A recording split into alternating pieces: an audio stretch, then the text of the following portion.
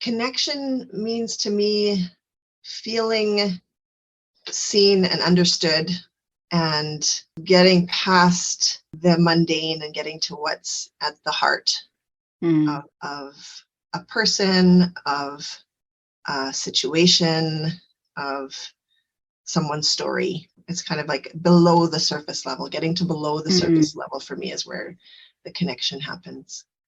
How we live really matters. And, death is our greatest teacher.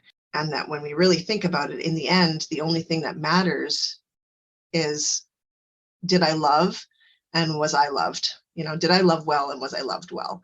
And connection is all about that, right? Like the people that are in your life, the impact that you made, all of that centers around connection. When you first talked about connection and the idea of going beyond the mundane, going beyond maybe what we see on the surface to something deeper.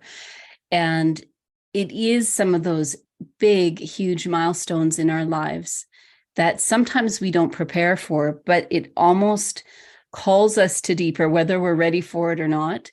When I look at just what I've learned about you online and done some reading about the work that you're doing, the beauty of it for me is that you're there as a guide through it. It's not that we have to do that alone, which when we talk about connection and connection in the context of the work that you do, that does feel like a lonely part of life for many people.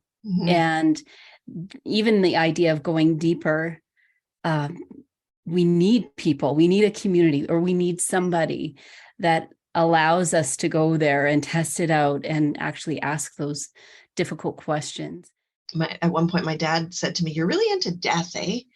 And I could see why he would think that, or why anybody might think that, because of everything I was doing. But what I was really doing was just kind of trying to follow these crumbs, these sparks inside that were interesting for me.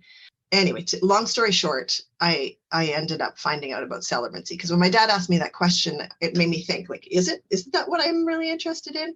And I realized, yes, it is.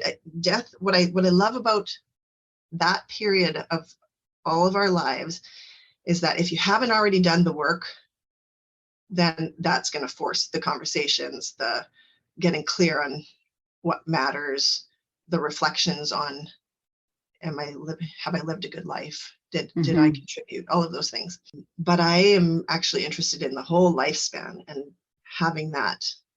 making that happen all along the way. So when I discovered that celebrancy was a thing and that I didn't need to belong necessarily to a faith tradition, and that I could work with people at those key moments throughout their lives, but I feel like I'm on the right path for sure. Yeah.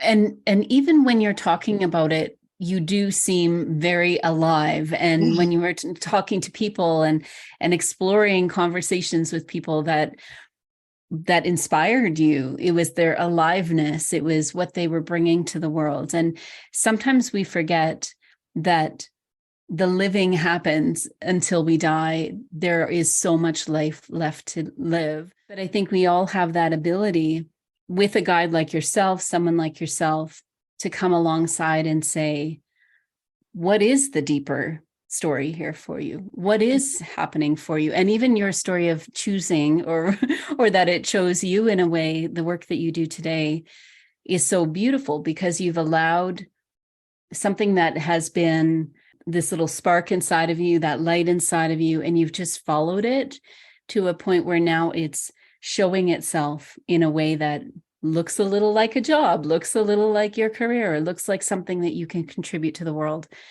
which many of us, I think we don't take time to listen maybe, or take time to go a little bit deeper, like you say, below the surface. In terms of the ceremony work, as a society, this is a generalization, but we've become quite disconnected with those milestone moments. A lot of people think now, okay, ceremony, they think wedding or funeral, and that's about it. But other than that, people don't necessarily think to mark all these things. So we've kind of forgotten what it can be like and become very scripted in what a wedding looks like, what a funeral looks like. Usually a wedding has become about how much money you spend on the flowers and the venue and the dress and the Pinterest board, right? It's very aesthetic. And a funeral, often when people think of what a funeral looks like, it's like, ugh, just get it over with, because it's, a lot of people have been to bad funerals and it's not about the person, or, it doesn't reflect them in any way. And so people don't necessarily know what's possible. And so when they have that experience, it's like, oh, it's like a remembering, when you say that I'm a guide to be with people along, I do think that, but I think we all have it in us, and it's about an uncovering and revealing what we already know, because we are ritual beings, we are social beings, we are connected to each other. And it's like remembering what's possible. So when you talk about that we're ritual beings, I love that. I'd love to explore that a little bit. How does that actually create connection in communities or in a culture? Again, it takes us out of the routine, out of the where we just sort of are coasting through life with our blinders on, and it opens a space where we pay attention and we set intention. Those are the sort of main kind of things, paying attention and intention. And it's like a special time set apart. I'll give you an example. My mom's 70th birthday. We had her siblings over, some of her oldest friends, please come to our home to celebrate my mom for her birthday. And it could have been what we're used to seeing, which is we give her a toast and we light the candles on the cake. She blows them out, and gifts, we're all very familiar with that. But I invited people to come with a story about mom. Think of a quality that you love about her and a story to go with it. And so they came knowing and they came prepared. And then at a certain point, we went around the table and each person shared I get teary just thinking about it. It just, time kind of stands still, right? Ritual doesn't have to be religious. It doesn't have to be super serious. There were laughs during that time, but it just made it made it sort of set apart, a time that was set apart. Just that the connections were deepened in that moment. What a beautiful example with your mom's birthday, where it could have been very familiar and something that wouldn't have been as impactful or meaningful. But adding that layer of connection, probably everybody that was there might feel they're all going to have a different perspective on it, but probably feel like that was meaningful for everybody there, not just for her. Which, when we look at rituals in the sense of, I've never really thought about it that way, but as ways of gathering us together, not just confining us into this is the box that we all want to be in.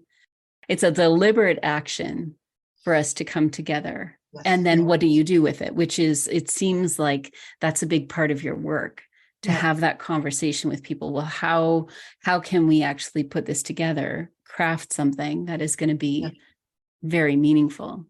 A big part of my work is centered around those milestone moments, the big things. And my interest in what I'm doing more of now too is looking at, what about outside of those big moments? Where you talked about that story exercise, your 0 to 5, 5 to 10, that kind of thing. It's what happens in the day-to-day that shapes those stories, that gets us to those milestone moments. That's where that awareness of orienting our lives, despite the busyness of being an entrepreneur or whatever we have going on in our lives, is bringing that mindfulness, that intention to our day-to-day. Again, it doesn't have to be serious or burdensome. It can be playful and fun and freeing. And again, that's where our mortality is such a great teacher. And there's so much wisdom in that, because what we do every day is what's shaping our story, what's getting us to our deathbed, whenever that might be, to look back and like, have we actually lived? Have we made the most of our life? I love working with people who think of the ceremony as the heart of the day. Or who realize that the ceremony is the heart of the day. And even still, some of those people still don't necessarily know what it takes to get to that point of it actually being a meaningful ceremony. You can go online and see a ton of officiants' websites that say, I'll personalize your ceremony. Choose, do you want a rose ritual, a sand ceremony, a lighting of the candle? This is suddenly very personal. But unless those things actually somehow reflect your story, your values, your beliefs. They're just like a choose your own adventure kind of ceremony. Right. The connection points along the way are about getting into the story and the values and the beliefs. So there are several touch points whether I'm working with a couple or with a family, honoring a loved one who's died. It's about diving into the story so that we can find that essence of the person, of the couple, not only the couple necessarily in the wedding, but their community and how they have played a role in shaping them, so that all of that is what the ceremony is shaped out of, not by a checklist. It's the process, not just the day and that 1 hour or whatever of the ceremony. It's what it takes to get to that point. And people who then have worked with me can look back and go, oh, like that was really meaningful. That's beautiful.